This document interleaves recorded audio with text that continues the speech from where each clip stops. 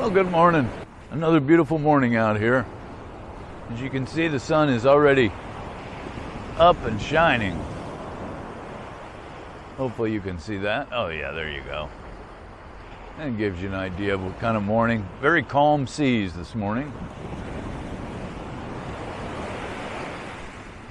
Just more of the gifts of sobriety that I enjoy on a regular basis. There's so many gifts. All you got to do is open your eyes and look for them, right? Anyway, I wanted to talk about those situations we find ourselves in that are just a little uncomfortable, and how do we deal with them? The book says something along the lines of, there will come a point where we have no mental defense against the first drink. I'm paraphrasing, but we'll have to, total reliance upon a power greater than ourselves to keep us from drinking. I've found myself in some situations before. Anyway, I went to my nephew's wedding, and at the time I was a cigarette smoker, and I had, this was not during the wedding itself, but during the, what is it they call that? The party afterwards?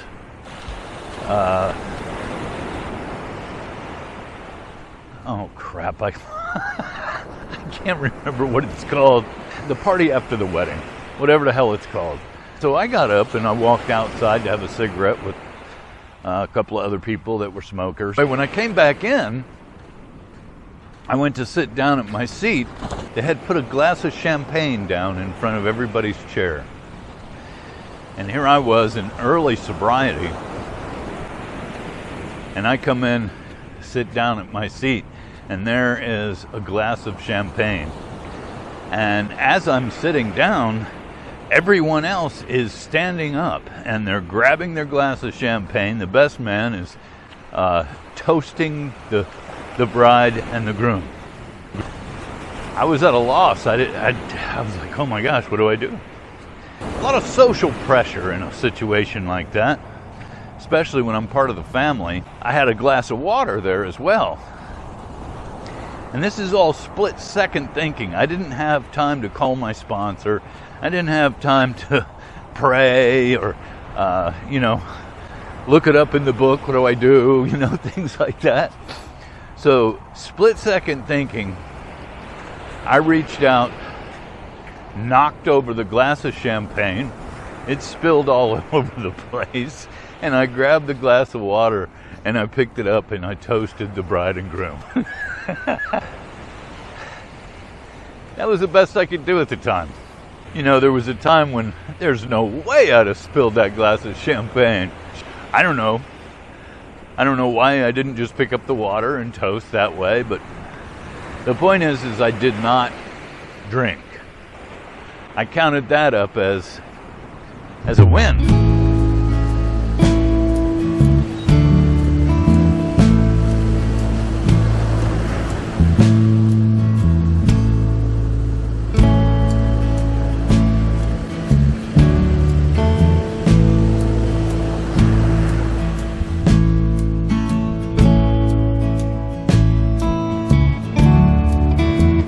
There are multiple times in sobriety where things like that will come up.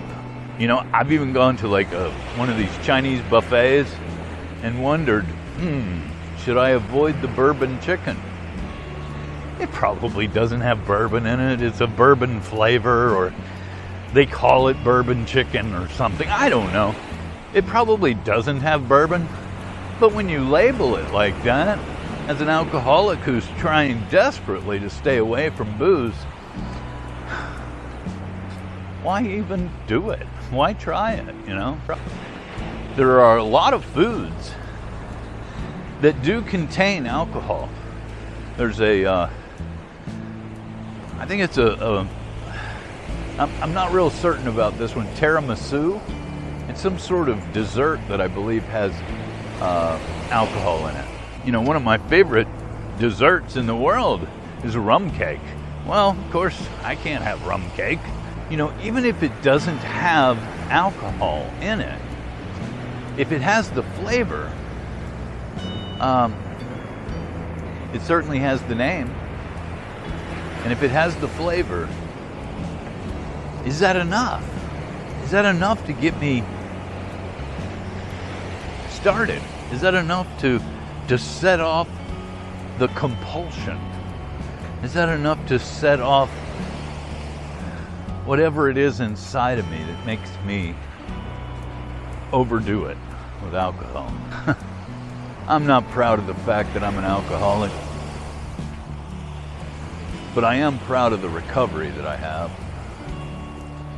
And, you know, now that I've been sober for a little while, I find myself in a situation like that,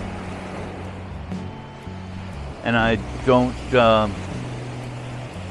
freak out like I used to. You know, the bottom line is, to anybody I know, anybody I don't know, the bottom line is, I don't drink. And, I mean, if you don't like that, that's okay. Don't like it.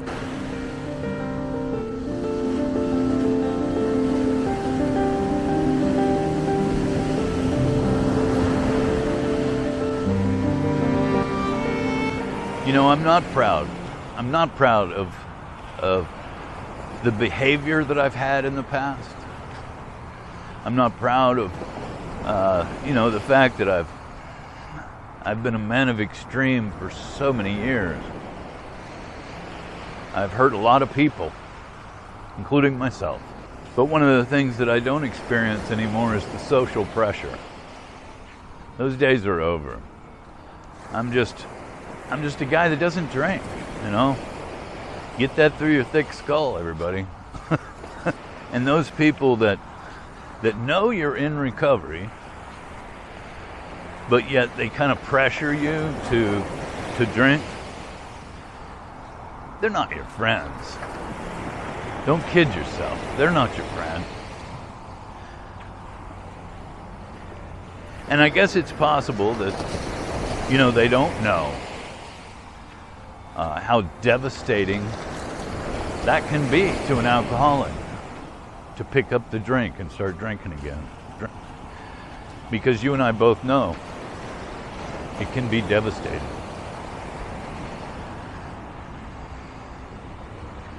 I'm grateful for the sobriety that I enjoy on a daily basis, the life that it affords me. This is a wonderful life.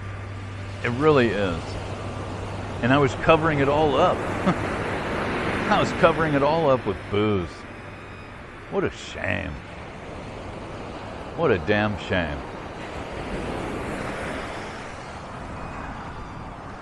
So today I try to concentrate on that gratitude and appreciation for the life that I have.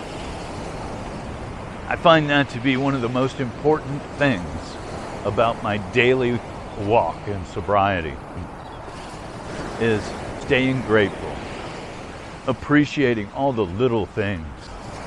It's so easy to get wrapped up in stupid little things that are nothing, and then zoom in on it all day long, concentrating on this one negative thing in your life, when all the positive things in life are just zipping by.